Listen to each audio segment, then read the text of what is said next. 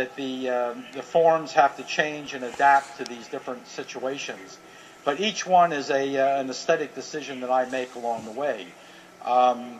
Now, being up on a scaffolding and welding for hours or grinding or whatever, I'm not learning anything new with that. And there's no sense of me doing that. So mainly, I used to do everything, but now the way the studio is, that I focus on the design, not just with the drawing and the models, but also physically hands-on. All the forging I do in the studio, and that type of thing. We also involve. I'm involved with doing printmaking, carving wood, carving stone, and integrating into the metal. So it's a whole evolving process, and the staff just allows me to do that. Very similar to what happens here. It's a team situation. If I were to do one piece, it would take me 10 years to do it. So it's better to have a group that I can rely on. Yes.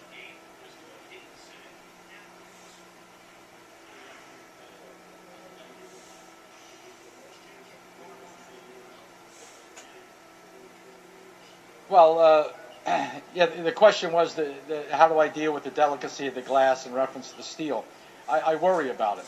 That's about how I deal with it. The thing is that the people here are just fantastic working with the material. I'm trying to bring my understanding of form, like the compression of the steel, into here that you saw. Now, it took maybe an hour or 2 hours to make that glass. When I go to do the metal, it's going to take me maybe 2 weeks or 3 weeks to do the metal. So in the metal, you can drop it, you can bang it, nothing happens. You drop the glass and it's all over. So we're extremely vigilant when it comes to handling the glass. But it's putting it in the metal and then taking it out, because even if you grind next to it or you weld next to it, so it is problematic. But it does create a different form relationship that I find intriguing, because in a lot of ways the forms are the same, but our references to it are different. And glass is brittle and fragile, but when you look at this, it doesn't look brittle and fragile to me. It looks very plastic. It looks very lyrical, very fluid, almost like water. And so what I find that's interesting, and this is the same with forged. You look at say forged iron, and it's an inorganic material. It comes from the earth. But by heating it and forging it, it becomes very organic. So what happens is you're experiencing motion, you're experiencing kind of an organic form context, but it's hard and rigid and it really isn't moving. And so what happens is you know one thing and you're experiencing something else that's totally different. And the only way these come together is through paradox. And I find that same situation here, that you're seeing something that has movement and gesture and it's alive, but it's inorganic and it can break. And so how do you deal with that?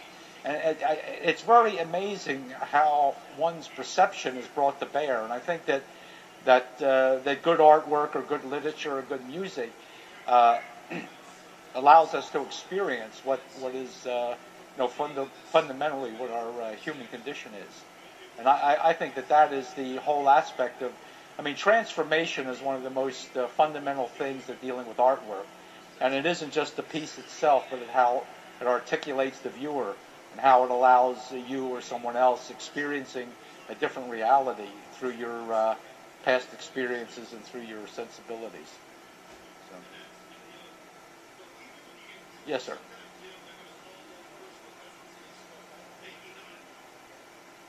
Oh, yeah, the question was as far as the coating.